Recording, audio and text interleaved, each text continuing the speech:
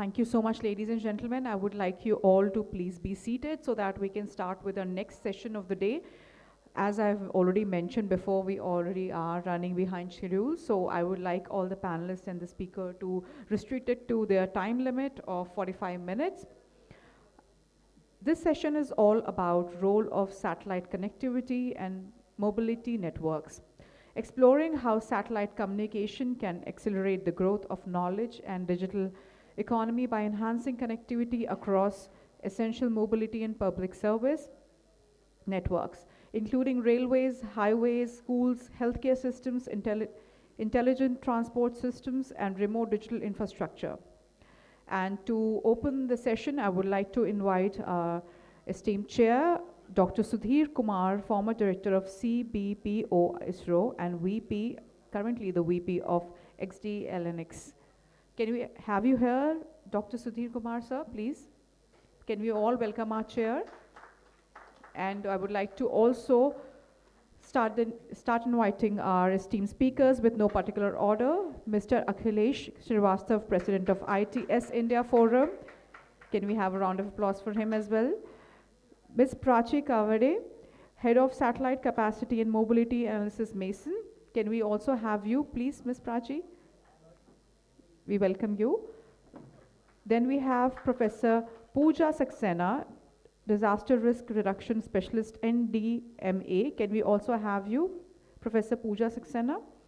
And then we have Dr. Saran, by General Manager, RRSC-North, NRSC ISRO. Sir, we welcome you. Can we have a round of applause for sir as well? And then at the end, but not least, Mr.Navneet Kaushik, Senior Advisor, SNT, NHSRCL. Can we also have you as well? We also have another one. We have Ms. Nishtha Kapoor, Regional Director, SAC Africa OneWeb. Can we have you as well, ma'am, please? And can we have a round of applause for all our esteemed speakers and panelists in handing it over to our esteemed chair? Sir, over to you. Thank you. Probably I think it is the heaviest panel, I should say, which contributes maximum to the space economy. Now, geospatial issues, one side creating lots of work for the communication domain. And on the other side, the recent news you would have seen, whether it is from Starlinks or any other, let's say, commercial domain, creating again stories. I don't want to make a very controversial statements, but the communication has become order of the day. Whether it is for commercial or for entertainment or for any sector, let's say, being the banking sector or being IT sector, being entertainment sector or being essential communication sector, communication is becoming a backbone for every day-to-day life of any person or for any industry. That is the. You want me to sit here or? Pardon? Okay, fine. So I leave the panel because it's a big panel, I should say, derived from policy to studies to geospatial to the railways and road network. It's a very interesting panel. I don't like to take much time. I think everybody thinks that communication means it is only internet connectivity, broadband, and mobile connectivity. But this connectivity is getting into the overlapping into the geospatial sciences, into GNS, into every domain. Probably without that one, I don't think any sector will survive. So I leave it to the panel. I just start with Nishtha. Probably introduce yourself. Rather that after that we'll go for one round, if possible 2 rounds, if the time permits and if they give. Please briefly introduce and leave some space for expressing the, let's say, point what I guess. Wonderful. Thank you. Thank you, sir. And thank you, organization SIA and Anilji for having me here. So this is Nishtha Kapoor Ghosh, and I'm representing Eutelsat OneWeb, which is the currently only organization in India which has all the licenses to operate. We are a LEO operator. and second in the world with almost live in 150 odd countries. So happy to be a part of this esteemed panel. Thank you. Good morning, everyone. Rather, good afternoon, everyone. This is Professor Pooja Saxena here. I'm representing National Disaster Management Authority.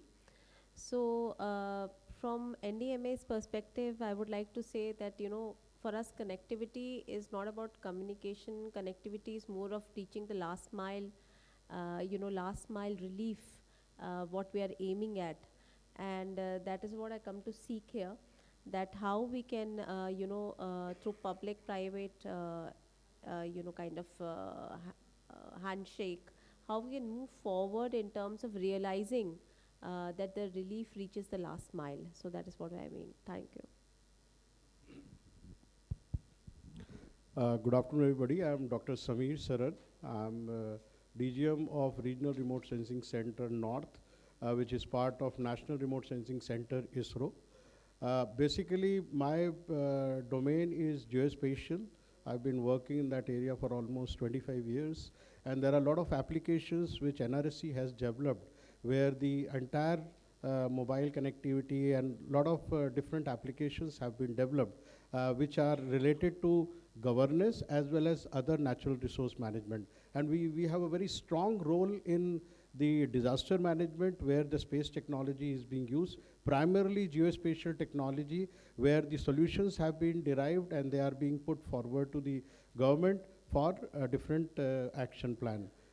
So thank you so much for being a part of this important panel. Hi everyone, I am Prachi. I'm the program head for our satellite capacity and satellite mobility programs. We look mainly from the commercial standpoint, what is the overall opportunity for satellite communications, looking at it specifically from different applications. So what is the opportunity across maritime, aero, broadcast, etc. That's about it. Thank you, everyone. My name is Akhilesh Srivastava.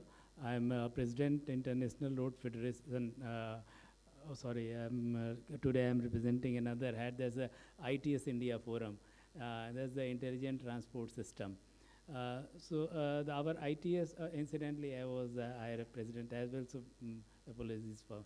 So ITS-India Forum, basically what we do, we are making the mobility intelligent. The mobility, which comprises of road network and the vehicles, and the connectivity is the essential layer when you want to give intelligence to the mobility ecosystem. And that's what we are doing currently. Our aim is to make it intelligent and go for the mobility 5.2.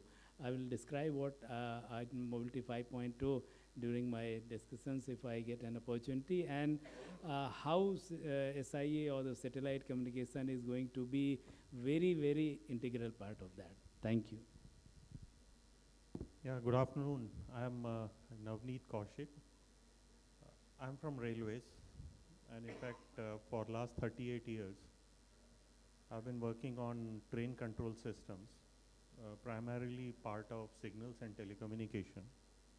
And among all these people over here, I am the one who uses the satellite communication the least, because the application of satellite communication is for only passenger amenities, but not for the core job of train control.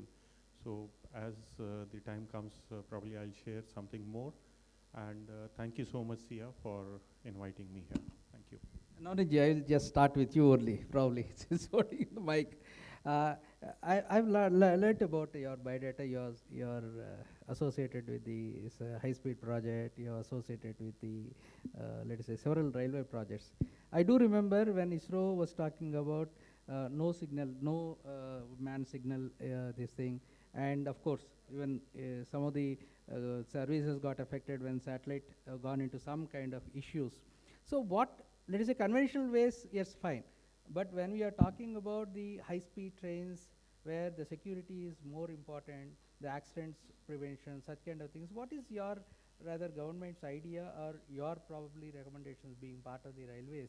how actually we can make use of the satellite technology for such kind of high reliable and high speed and high mobility systems. Can you just throw, and whatever your projects that you are participating also you can spend brief. In fact, if you look around and see, there are primarily three basic train control systems. One is called communication-based train control, which is primarily on Wi-Fi backbone, and that's all there in metros. Then the other project where I worked for 6 years, that was RRTS, Delhi Meerut, which runs at 160 kmph. There, that is European train control system, speed 160 kmph, and the backbone is LTE. And then the bullet train, again European train control system, and the backbone is 5G. As far as satellite communication is concerned, where it is involved in train control, that's only in US, where they deploy a positive train control system, PTC, for automatic train control. We do not have PTC in India. We are primarily dependent on CBTC and ETCS. With regard to satellite communication, in fact, as you know, there is only one reliable and most dependent method of generating the clock, and that is through GPS. That's there everywhere, whether you talk of metro or RRTS or bullet train or anywhere. So that's something pretty common everywhere. So when we talk of train control, primarily two things are there: mission critical data and mission critical voice. And we are not using satellite communication for either of the two. We depend on terrestrial communication, maybe 4G, 5G, and other things. US uses satellite communication for precise train location, and that's what they do. And in fact, in India, anywhere, whether it is Indian Railways, Metro, RRTS, bullet train, we have not used it so far. And we don't have plan also. We have no plan to utilize satellite communication for precise location of train till now. No, is it the reason that we don't have satellite capacity? No, that's not the reason. In fact, the most dependent and reliable systems available across the globe are CBTC and ETCS, whereas PTC, which is used in US, they are using it. It's very expensive, and they don't depend entirely on GPS location. They combine it with other methods, using odometer and transponders, and combine all the three and then decide the precise location of train. And then the tunnel part, the covered part, that's another challenge. However, they have adopted different methods. US has adopted different methods, but maybe because of the dependency on other systems in tunnel areas, in covered areas, and that's the reason. Yeah, maybe leaders apart and from such the kind of things. expensive Yes. technology. Thank you, Naji. I think lots of, I will come from rail to road. And Gadkari Saab always promises that simply we'll switch our FASTag system to the most efficient way. Can you just throw some light? I'm more interested, not on the NHEI, how your recommendations would be to control the traffic for Bangalore kind of cities. Is there any way? And Hyderabad, when I try in the high-tech city road, you know, for 2 kilometers it takes 25 minutes. Do you have any choices and options to control or to dynamic signaling? Can you just throw some light? Yeah, thank you very much, and thanks Sia for organizing this wonderful conference, the discussions, which are at the right intersection of what actually we are trying to do from ITS India. I will answer to your questions at the end, how we are going to solve that congestion problem, especially take the Bangalore case as well, where we did a pilot. Let me start actually the aspect which we are constantly, and where the satellite communication can help, is road safety first. You know, the recent 2024 figure, 1,77,000 people died on Indian roads. That tantamounts to almost every 3 minutes somebody is dying on the roads. When we took this journey forward, we started how to solve this problem. Apart from so many things are already happening, the communication came as one of the problem-solving technology, which can actually alert, on the drivers. It can access how the roads are there, the characteristic, and accordingly alert the drivers, collision prevention and all. We did a lot of pilots. I was heading a World Economic Forum Road Safety 2.0 initiative, and the pilots proved that if a driver is alerted just few seconds, 2 seconds prior to the accident, 80% of fatalities can be reduced. I would say that all accident will be reduced. It may, but the 2-second window is enough for driver to maneuver, put brake or do something to avoid the impact, which leads to the fatality usually.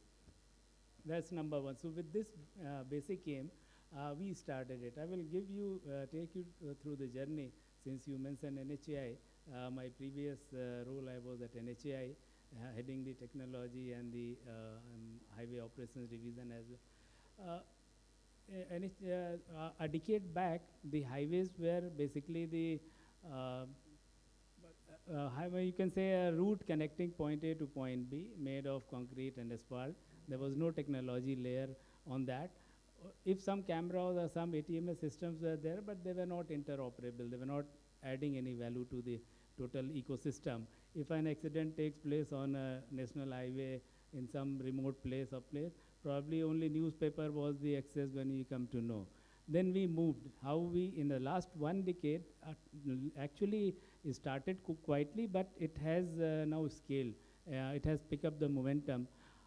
We did 3 things. I will take you to 3 waves, and very quickly, I won't take much time. The wave 1, when we mandated, the Ministry of Road Transport mandated vehicle tracking device, AIS 140 it is called, in all commercial vehicles. Today, more than 70 lakh commercial vehicles in India are having AIS 140. It's a just tracking device based on 2G, 3G network. As we progressed further, when 4G and broadband came, we moved forward, and then came the FASTag system. Somewhere around 2017, 18, and 21, it became 100% FASTag enabled. That works primarily on the broadband connectivity, every toll plaza, and the 4G. The smart city command center, they all work on fiber network or 4G connectivity, communicating the things. Now recently, we now moved further to wave 3. Very recently, last week only, on 10 June, another notification has been issued by Department of Telecommunication, where V2X has spectrum has been allocated, or it is D-license for vehicle to vehicle. It's a revolutionary. It's another big change, big jump to the connectivity ecosystem of mobility. Now the vehicles can communicate to each other without any network, without any fiber. And I will give an example to explain it, how it's going to help the safety. Many people were asking me when this notification came last week. See, when a driver, truck driver is traveling, there is a vehicle which is stopping. The truck driver having a big inertia, carrying a big load, even they put the brake, still there is a momentum, it collides with the front vehicle or there. Because when they look at the braking vehicle or stopped vehicle, then what if the communication is in 10 milliseconds? That's what V2V is going to do. In 10 milliseconds, which is not possible for a human eye to identify and do, it is communicating to the vehicle, and break is already starting taking place. So that's the technology power which is coming up, and soon it will be operational. The more policies through North are being made based on this spectrum. Coming to the satellite, today's things which is of the interest to the people over here. The next phase which I look is the satellite. So India has a distinction of second highest road network in the world, which is around spanning on 63 lakh kilometer, next to the US, which is around 65. Maybe couple of years will be number one. But you know, out of these 63 lakh kilometer, majority are rural roads, state road, district roads, and many are in the hilly stations, Ladakh, Jammu Kashmir, Northeast, Himachal, Uttarakhand, where connectivity is very poor. When there is no 2G, 3G, or where there is no broadband connectivity, how their ART devices are going to communicate? Here comes the satellite. The satellite can empower them also. If a truck goes to Ladakh, it is cut off because their VLT AIS 140 is not communicating. It is out of network area. What if a satellite or LEO satellite transporter is there and it is talking to it? So I have a roadmap. What I recommend today, very briefly, that the satellite is going to revolutionize it in a big way. The communication entire for the road ecosystem. The 5 points which I will just mention, I will not elaborate it because there is a paucity of time, I understand. How satellite, in a very simple language, how is going to enhance the mobility to make it intelligent mobility or mobility 5.2. Number one, the NAVIC has to be made as a mandatory. Even every chip, every onboard unit which is in the vehicles must be compatible to the NAVIC. That's mandatory because our Indian satellite, we have seen the problems during Kargil war when we relied on GPS and all. So we should have it, number one. So very good satellites improvements are happening. ISRO gives 90-degree focused only on India.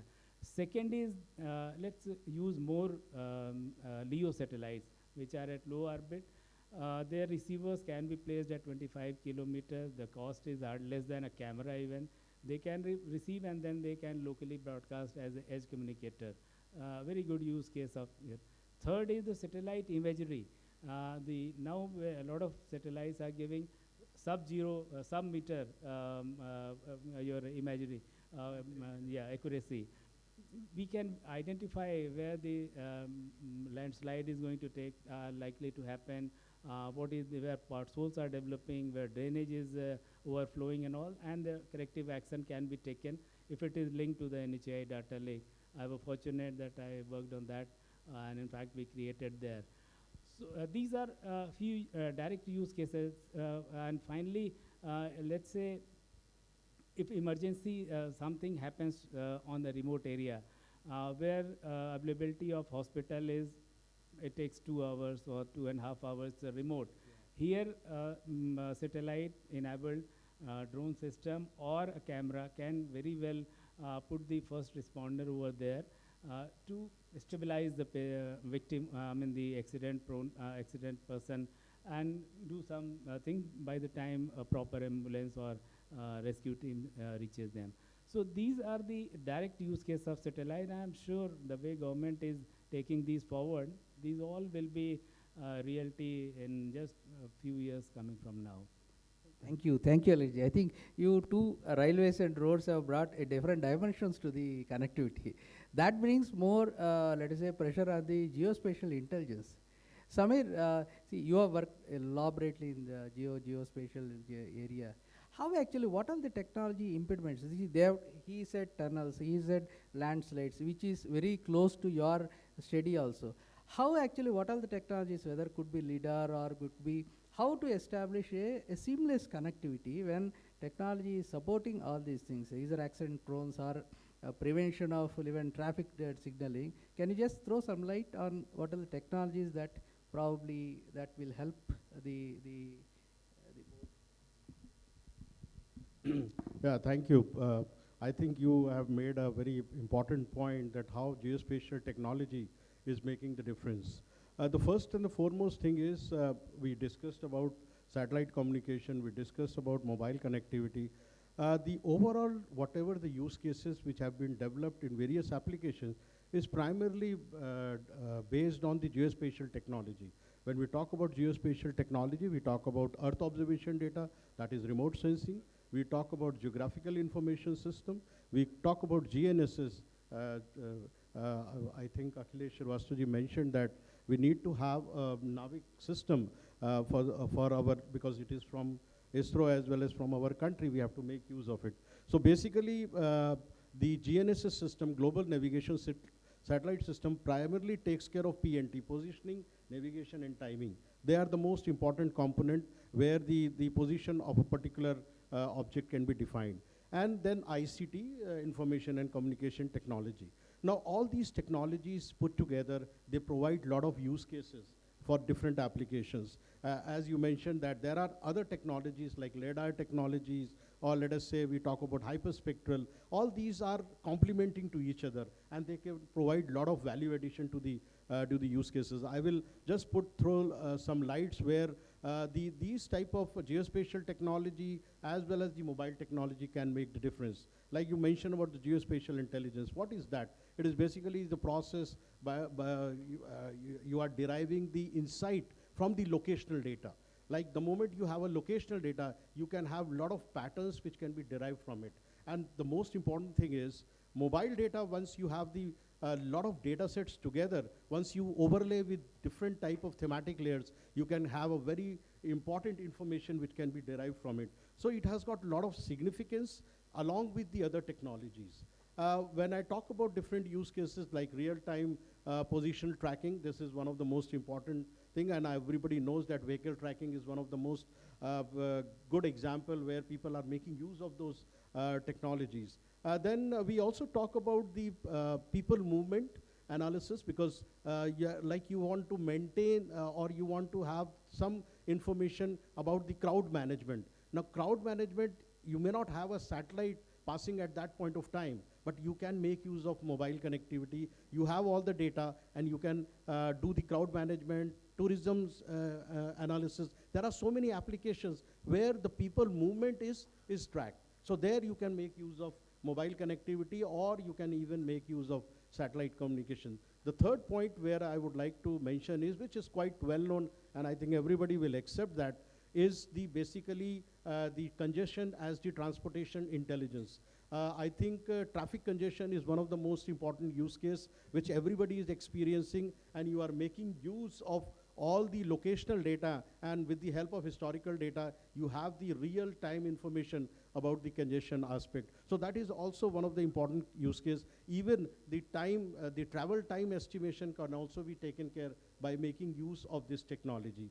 The other aspect where the Earth observation plays very important role is disaster management, wherein we talk about our landslides, we talk about flood, we talk about cyclone, we talk about lightning, everything make use of the Earth observation data. But if you have the mobile and data along with it, you can have the real-time information which can be used for evacuation, which can be used for a lot of different type of rescue operations, mitigation planning. All those applications can be taken care.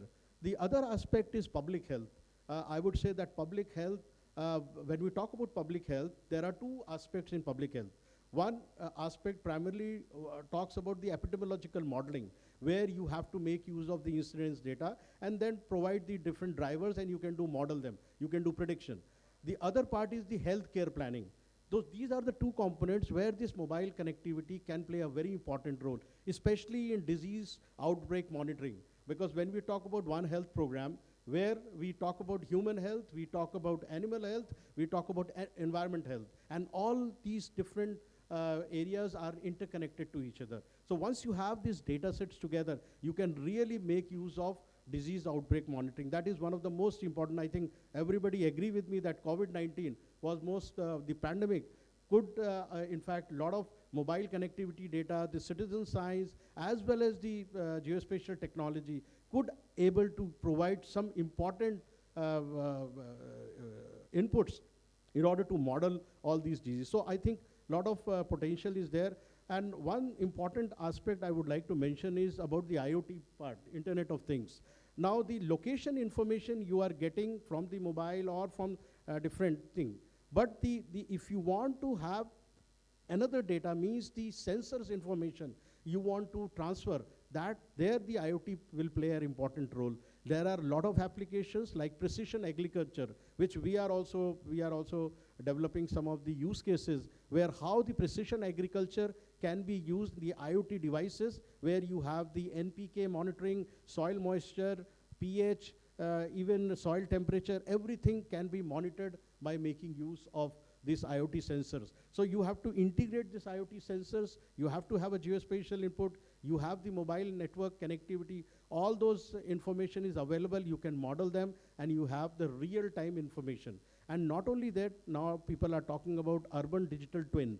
Digital twin, in fact, once all these data, because this is nothing but a digital replica of a city, of a region, or any critical infrastructure. You can develop this digital twin, integrate the IoT data, have the mobile connectivity, you can have the real dynamic system which can be visualized on all these aspects. So there are a lot of applications, geospatial application, which needs all these data sets together, and one can really create a lot of information. And the last part I would like to mention that if you have this, along with all the data, you have AI applications, you can really do good predictions, which can ultimately help in different decision-making process. So thank you so much. Thank you so much. I think you have given a heavy dose in a very capsule manner. I don't know how many startups are there. I think from these talks, you would have picked up probably, I think, at least 15 to 20 use cases for your business plans.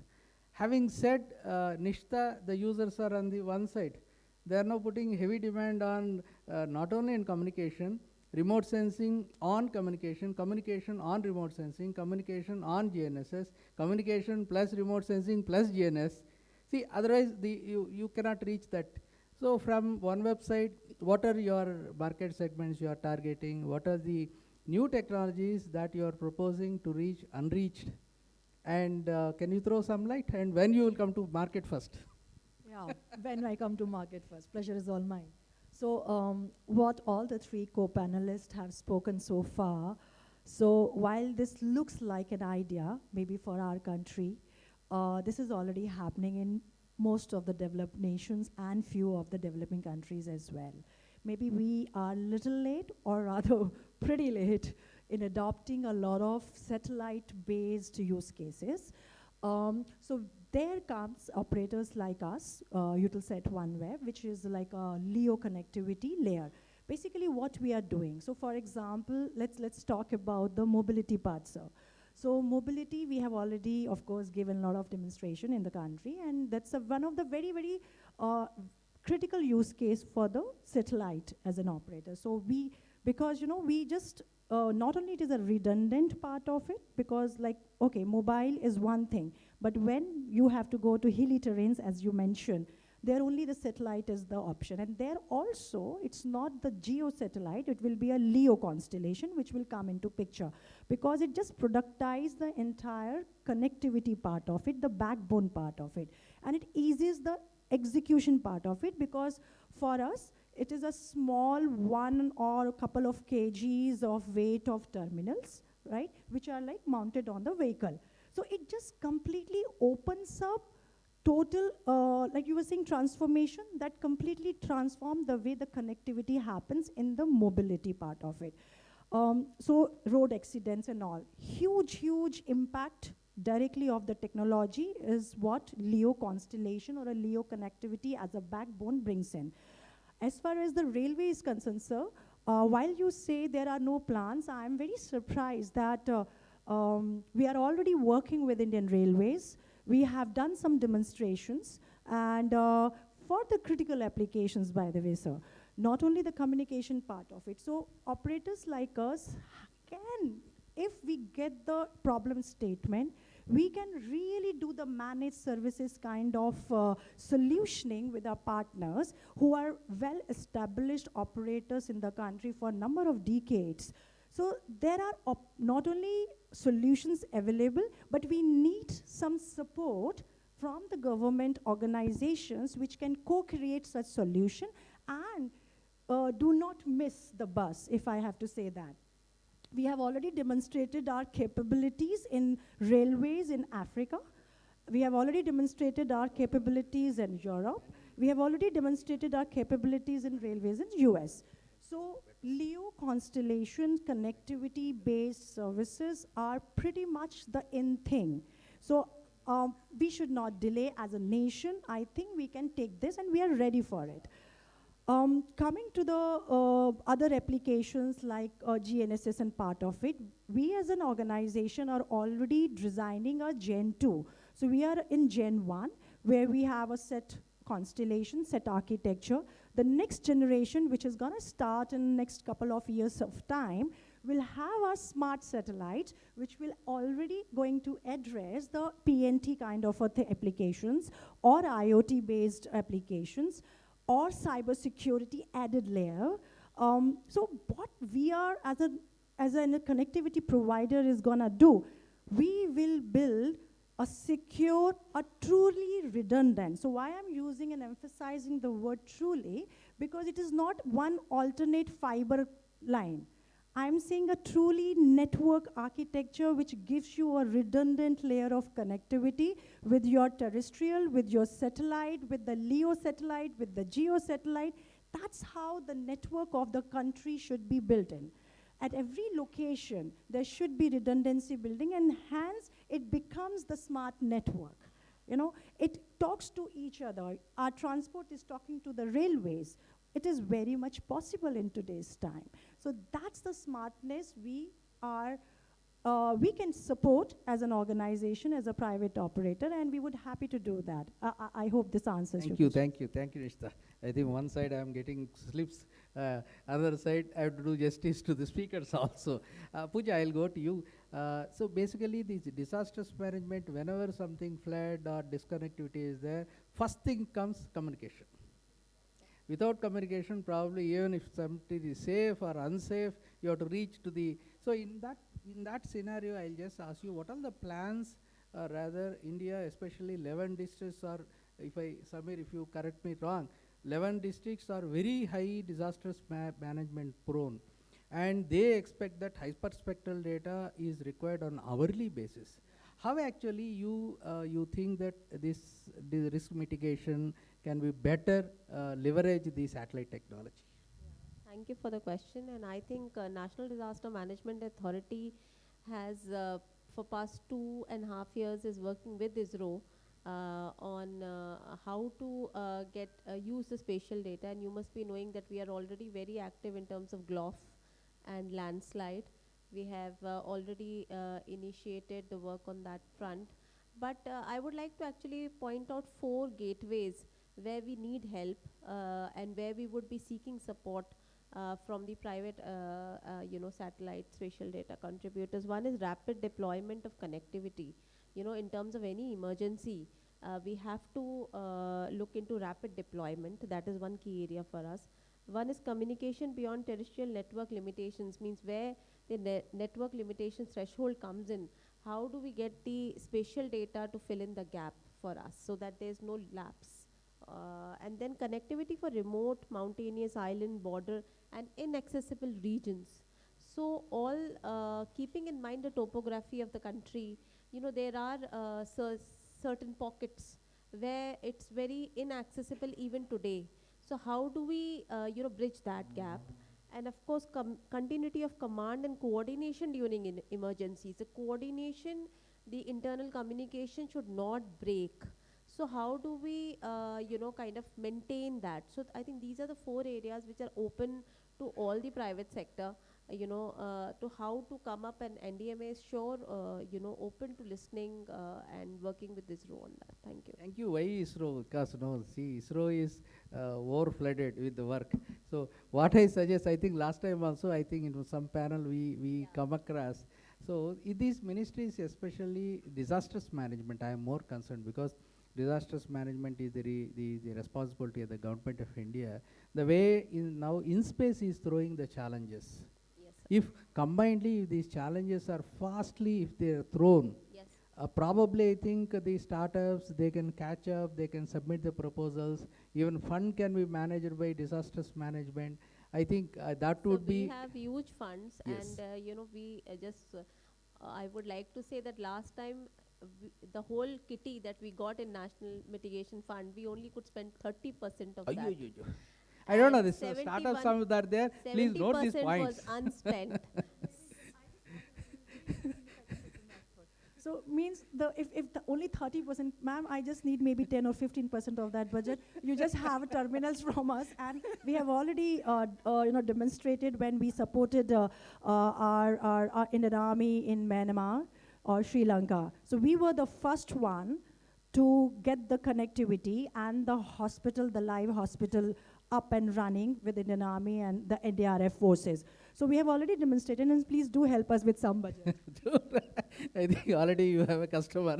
Yeah, so already I have said in that platform yes, also, yes. we are open to listening, and we are open to all the private sector to come and have a discussion with us, and our members are, we are really looking forward to transform response into preparedness, and we are open for that. So please come over, and we can Please, have a please, discussion. Pooja. I think we will take action because since you have opened the doors, we'll take. Prachi, I think you are you are listening to all, okay? Geo, Leo, VLEO, then Stratosphere also started communication data centers morning. Somebody plenary speakers were talking about, okay? It's all these things when you see the ecosystem. Where exactly the Indian ecosystem has got a provision or power to venture into the some kind of new ideas and grab the, because you are an analyst, grab the space economy. So from the SATCOM perspective, as of today as well, beyond Eutelsat, we... Okay, sorry about that. Yeah, so beyond Eutelsat, OneWeb connectivity for LEO, at the moment, mainly capacity constraint is there. It's only the geo providers that are working in the ecosystem at the moment. And then there's also, like, Starlink will be providing services in the country.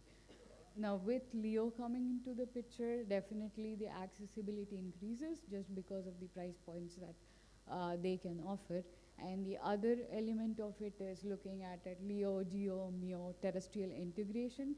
There is seamless availability of connectivity for mobility-related applications. And then for telemedicine, etc., where like having 99.99% uptime availability or more than that is much more critical. And then if there is any connectivity gap in between, there will be an issue or consequences, both in terms of financial as well as overall impact. So that's where I think next thing that needs to be looked at, how to have seamless connectivity overall and open the market more for the LEO players. And beyond that, there is a lot of talk about D2D at the moment, but in terms of the regulations, they're not well established, at least for the country. So, but we are seeing a lot of seamless roaming, international roaming or switching that's possible if the D2D technology is developed forward. So that would be another avenue to consider, because the overall opportunity sizing that we are seeing is significantly high. Like cumulatively next 10 years, it will be 183 billion globally. And since we have larger population, so it's a sizable amount just for the country, if you're looking at it in those terms. The other thing that ends up happening with availability of D2D is like you don't need to have expensive hardware, which you needed to connect with broadband. So it's the same, it's integrated with the phone, and then that makes it much more accessible in terms of satellite connectivity. And so use cases such as for crew connectivity or just connectivity overall, the gaps that we previously had will be covered because of D2D availability. Touching upon Thank you, Prachi. I think paucity of time, I forced to stop it. Okay, Sia, I'm thankful to you because you what you call brought very heavy what you call functional domain specialists. So that is why this session was more interesting. Rather, to me also, it is more interesting. Thanks a lot. I profusely thank all panelists. I think I don't know whether how many people got benefited out of it. If it is open in a big hall, probably I think 10 or 15 startups would have definitely got benefited out of these use cases. Anyway, I thank all the panelists. I thank SIA for giving this opportunity. Thank you. Thank you so much, sir, and all the esteemed panelists and speakers. Unfortunately, yes, we're running behind schedule for today, but I would like, if anybody has some questions which was due for this session, can take it forward in the networking lunch and also in the high tea soon. Thank you so much once again. Before you leave, can we have a group picture, please? Can we have a round of applause again for this session so that we can carry on with the next one?